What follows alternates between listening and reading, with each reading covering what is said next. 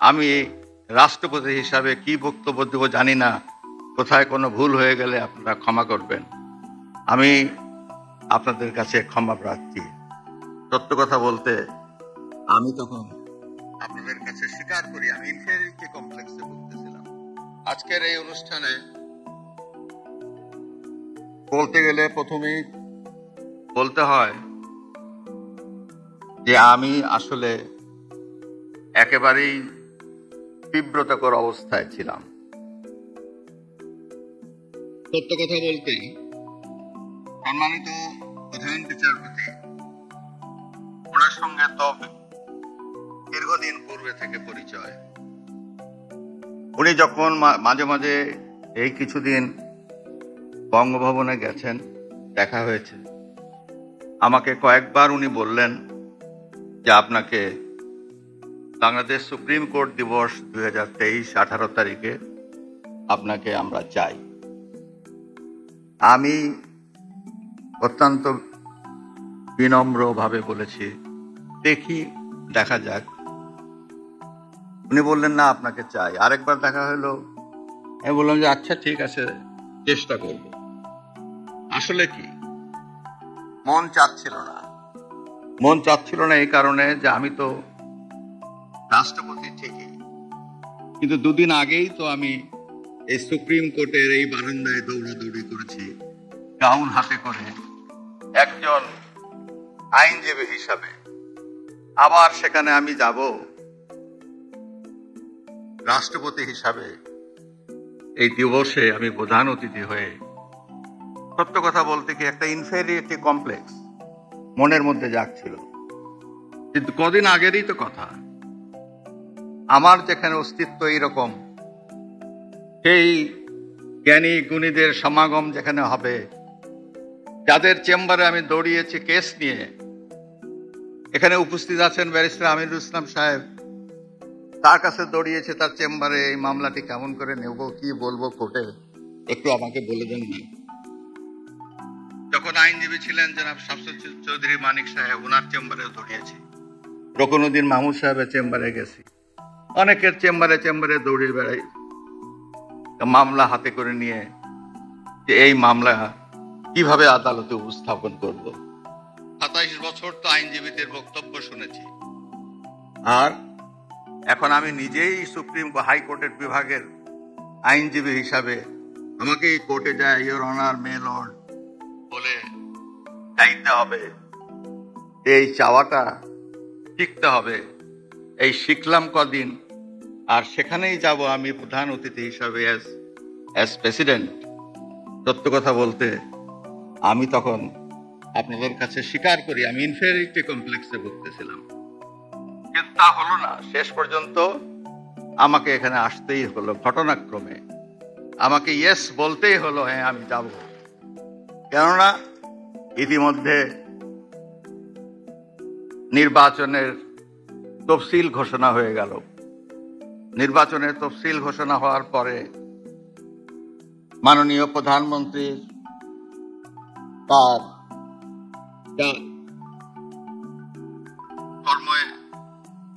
কর্মপদ্ধতিতে কিছুটা সীমারেখা চলে আসে। আমি ভেবেছিলাম যে গতবার যখন মাননীয় প্রধানমন্ত্রী এখানে বিশেষ অতিথি হিসাবে এসেছিলেন, প্রধান অতিথি হিসাবে এসেছিলেন, এবার তিনিই আসবেন। শেষ পর্যন্ত আমি না বলতে বলতে হয়তো মাননীয় প্রধান বিচারপতি তাকে অনুরোধ করবেন, তিনি আসবেন, কিন্তু রাজনৈতিক সীমাবদ্ধতার কারণে তিনি আসতে পারেন নাই, বা তার আসার মতো সুযোগ ছিল না। শেষ পর্যন্ত এটা আমার ঘাড়েই আসে পড়ল। আমি আপনাদের মাঝে এসে উপস্থিত হলাম। আপনারা ক্ষমা করবেন। আপনারা সকলেই জ্ঞান গর্ব। আপনাদের সামনে আমি রাষ্ট্রপতি হিসাবে কি বক্তব্য দেব জানি না, কোথায় কোনো ভুল হয়ে গেলে আপনারা ক্ষমা করবেন। আমি আপনাদের কাছে ক্ষমা প্রার্থী। এমন কুসন্তান হলাম দেশের জন্য, এখন পরামর্শ দিয়ে আপনি দেশ ছেড়ে চলে যান, এই অবস্থা হলো আমার। মনে করেন আমার এই অবস্থা হয়ে আছে যে আমি দেশের সন্তান, এই দেশেই থাকবো, দেশের জন্য যে কাজ করি সেটাই করব। এটা যতদিন আমি বেঁচে আছি সেটাই করে যাব। আমাকে বিভিন্ন দেশ থেকে আহ্বান জানালাম যে কেন বাংলাদেশ দেশে থাকছি, আজকে একটা নতুন দেশ থেকে আহ্বান পেলাম, বলে আমরা সব ব্যবস্থা করে দেবো। এটা আরেকটা নতুন দেশ যোগ করে আছে। কিন্তু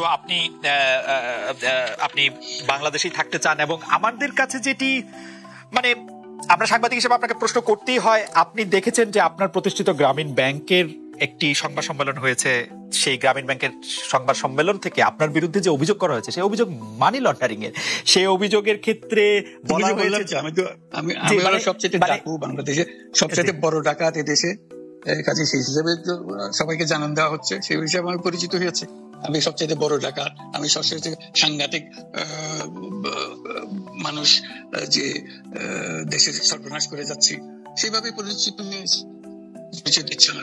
আপনি আমাদের একটু বলবেন যে আপনি বাংলাদেশের জন্য বা আপনার পরবর্তী লক্ষ্যগুলি কি সারা পৃথিবীর জন্য? আপনি তো শুধু বাংলাদেশ নিয়ে ভাবেন না, যে আপনি আসলে কি করতে চান বা কেমন দুনিয়া চান বা কেমন বাংলাদেশ চান, সেটা আপনার কি লক্ষ্য এই মুহূর্তে? ওই যে বললাম যে এটাই হলো আমাদের স্বপ্নের বীজতলা, যে আমাদের স্বপ্নগুলো একটা আসে, একটা নতুন আইডিয়া আসে, সেটা একটা বীজতলা আমরা ট্রাই করে দেখি, একটা ছোট আকারে করি, এটা সফল হলে একটু বড় আকারে করি, এটা বাংলাদেশি করি। একবার সফল হলে সারা দুনিয়া এটা লুপে নেয় দেওয়ার জন্য, সারা দুনিয়ার লোক এখানে আসে, আমাদের লোককে নিয়ে যায়, এইভাবে কাজকর্ম করছি। এটা আমরা একটা থাকছি বাংলাদেশে, করছি বাংলাদেশে, কিন্তু সারা দুনিয়ার লক্ষ্য আমাদের দিকে, আমরা কি করছি, কি চিন্তা করছি, কিভাবে এগুলো পরিচালনা করছি।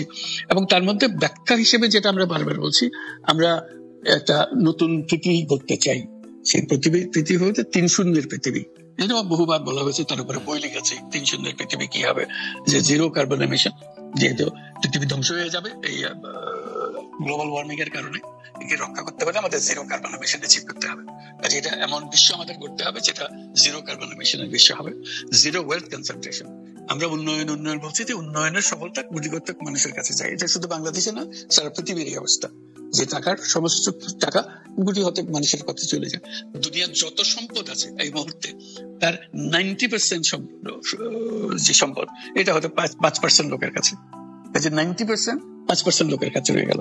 এবং আগামী দিনে এটার পরিবর্তন অন্যভাবে, 90% এর জায়গায় এটা 95% হয়ে যাবে, ওই 5% এর জায়গায় এটা 3% হয়ে যাবে। অর্থাৎ লোকের সংখ্যা কমে যাবে, সম্পদের পরিমাণ তাদের কাছে অনেক বেড়ে যাবে।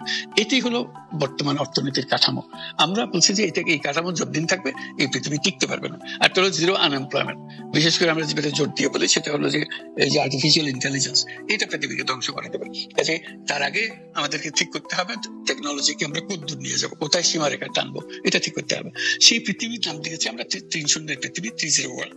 এই আমরা একটা পৃথিবী গড়তে চাই যেখানে এই যে 0 ওয়েলথ কনসেন্ট্রেশন, 0 আনএমপ্লয়মেন্ট এবং 0 ওয়েলথ আর্টিফিশিয়াল